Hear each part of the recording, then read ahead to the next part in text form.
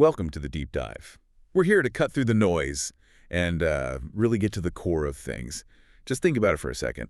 Wireless tech is absolutely everywhere. It really is. Your phone, your earbuds, we're swimming in these invisible waves. It's a world away from just a few decades back, isn't it? Completely different. And it powers so much, often without us even noticing. But, how much do we really grasp about what's going on around us? Exactly. And that's our mission today for this deep dive. We want to pull back the curtain on this invisible world. We'll get into wireless radiation, how things like your Bluetooth headphones actually tick, the science behind whether they're safe, and what it all means for you. We're aiming for clarity, separating fact from, well, maybe some of the fear out there. It's a fascinating story, especially when you think this whole idea of invisible waves, it started with math, basically. James Clerk Maxwell's equations back in the 1860s. Right, just theory then. Just theory.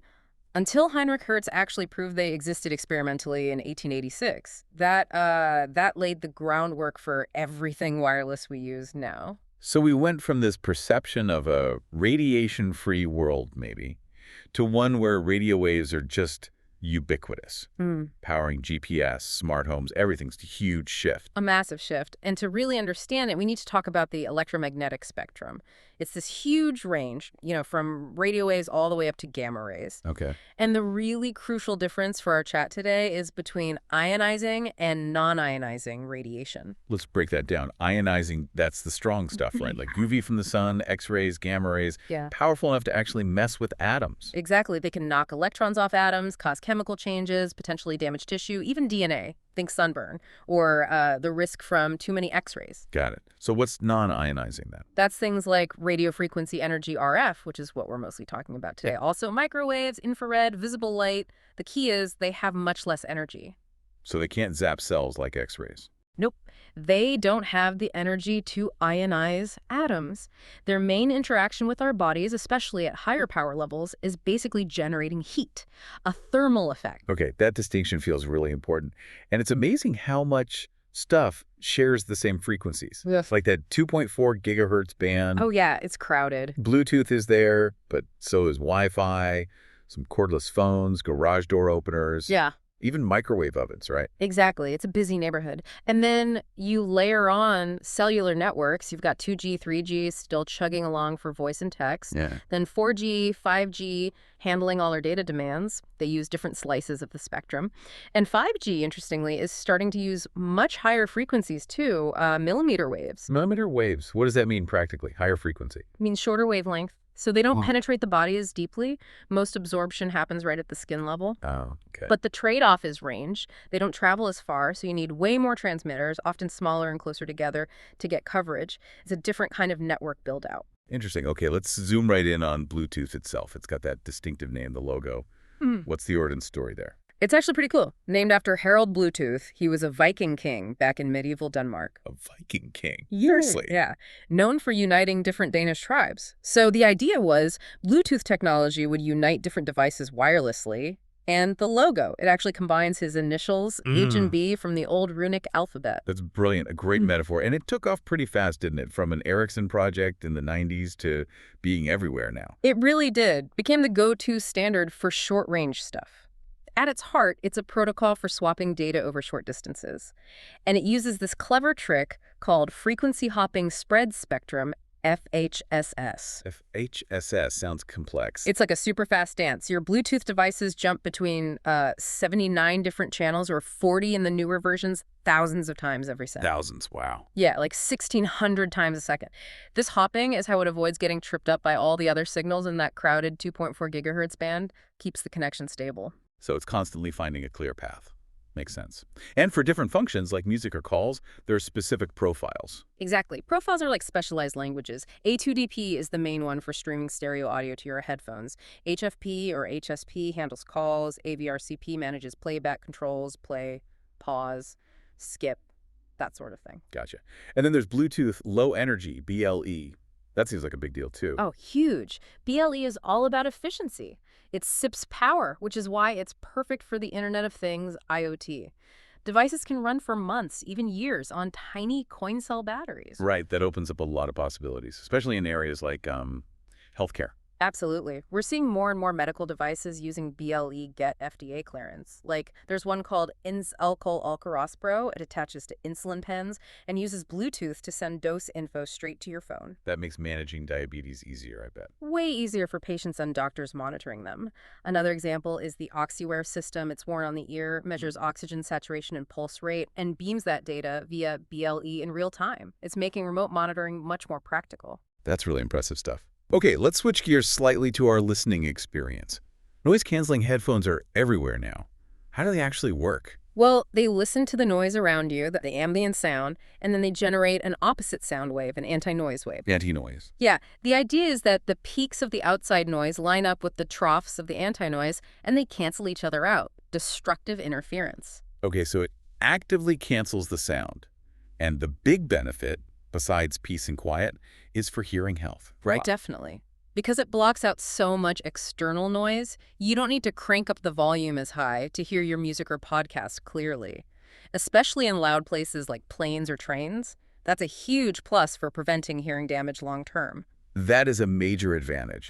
But there's a safety warning that comes with that, isn't there? There is, yeah. Because they're so good at blocking sound, they can also block important warning sounds, car horns, sirens, someone calling out to you. So you really need to be mindful of where you use them.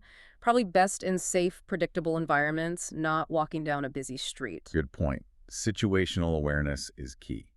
Now, that age-old debate, wired versus wireless headphones, what are the main trade-offs we should think about? Okay, so wired generally wins on pure sound quality for the money and reliability. There's just less going on inside, no battery, no Bluetooth radio, no extra amplifier needed. That simplicity can mean better audio components for a similar price to wireless. But wireless gives you freedom. Exactly. The convenience and mobility are undeniable, no tangled cords. And that's why the market is just exploding. Earphones and headphones projected to hit something like $163 billion by 2030, and earphones are like 90% of that, mostly driven by wireless and Bluetooth adoption. Wow. Okay, sticking with sound quality, Yeah. audiophiles are always talking about lossless audio. Can you break that down? Yeah. What's the difference between lossless and what most of us usually stream? Sure. Most streaming, like Spotify or standard Apple Music, uses lossy compression. Codecs like AAC, SBC, aptX, they basically shrink the audio file size by throwing away some data they deem less important or inaudible.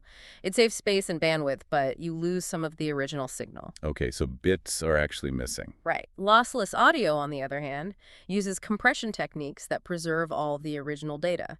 When you play it back, it's identical to the source, like a perfect copy of a CD master. Think formats like FLAC or Apple's ALAC.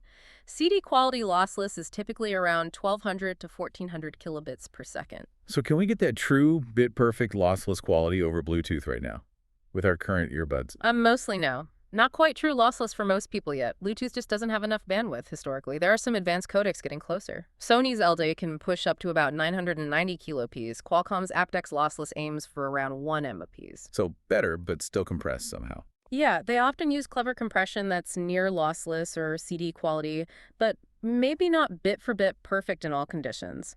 But the good news is, Bluetooth bandwidth is actually set to double soon. That could really open the door for true lossless, maybe even video over Bluetooth. It's coming.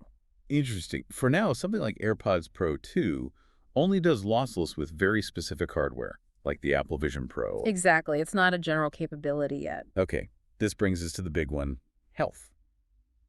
What does the science actually say about radiation from Bluetooth devices specifically?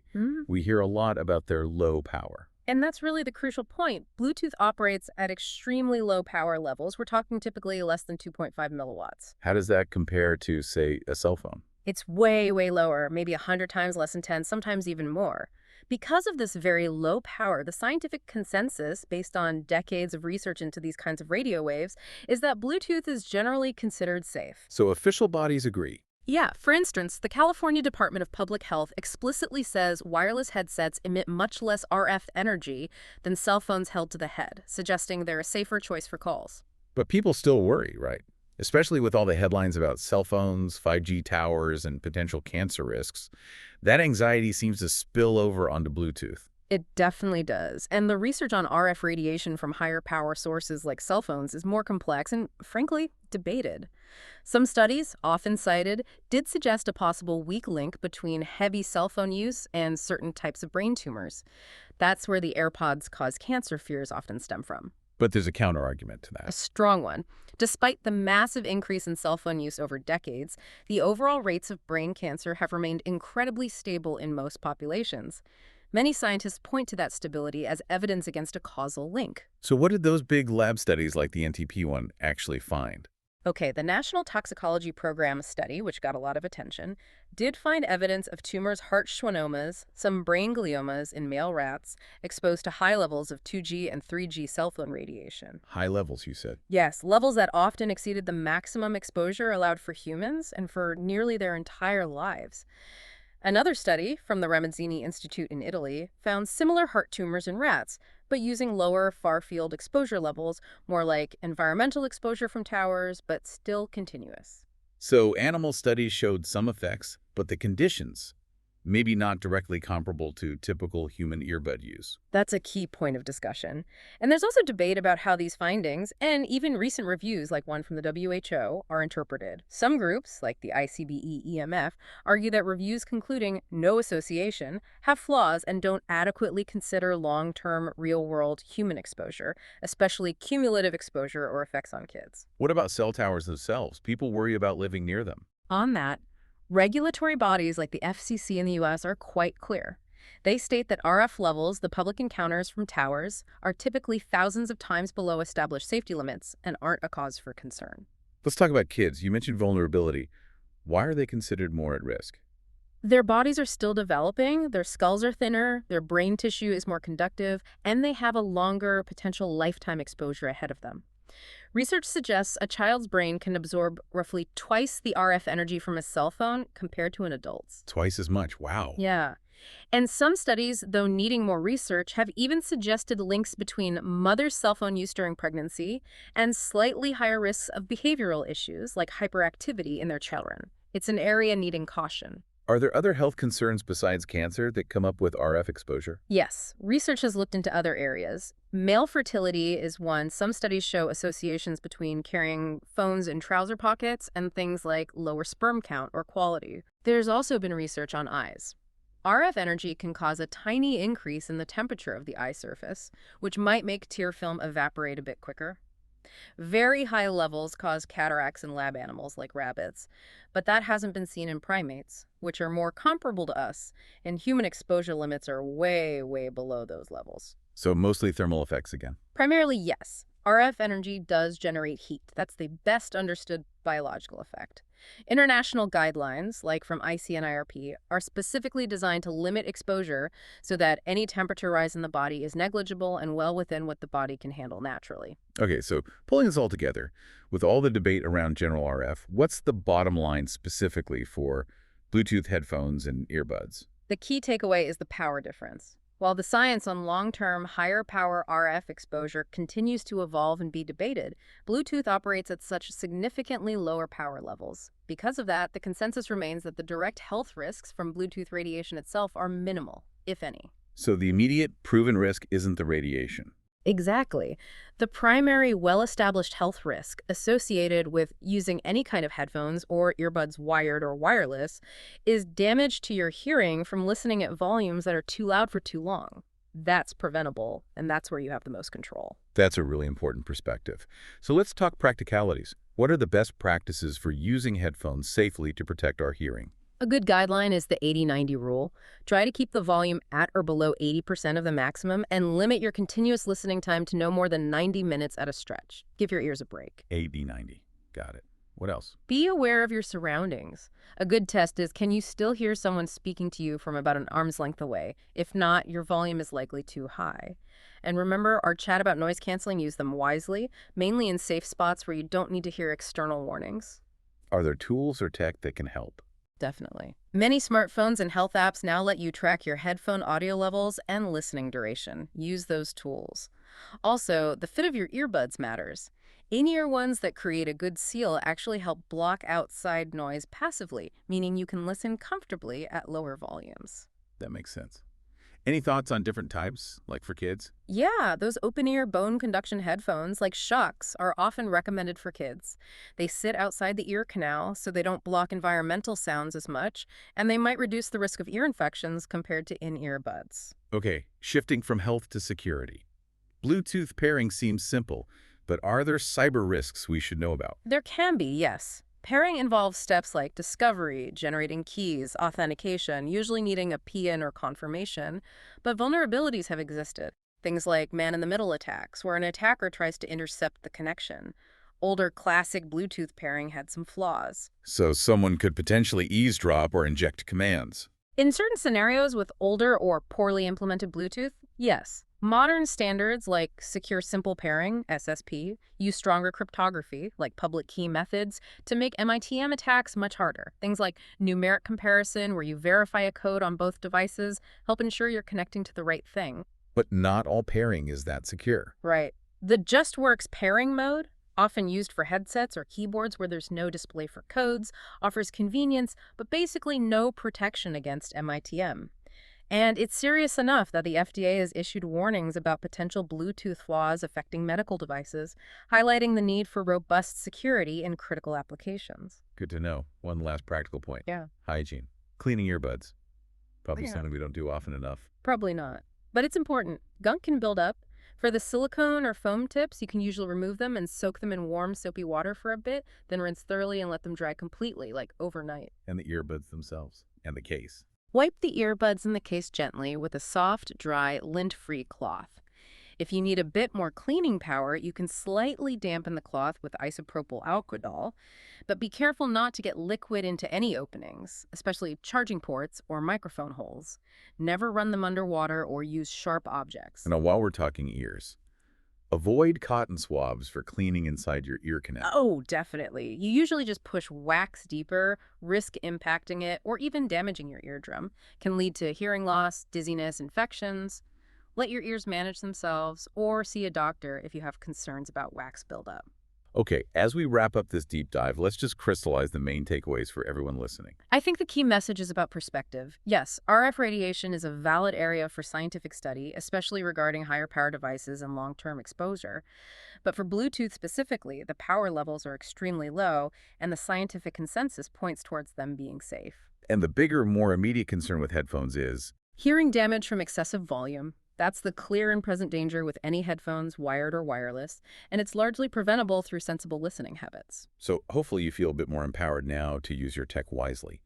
It's about balancing that amazing convenience with, a bit of caution and really prioritizing your hearing health. And maybe a final thought to leave you with. As this technology weaves itself ever deeper into our lives, demanding this constant connectivity, what does that really mean for how we think about health, about risk? Are we fully tuning into the potential subtle long-term effects, or are we just adapting to this background hum of convenience? And what's our role as users in guiding how technology evolves so that progress doesn't come at the cost of well-being?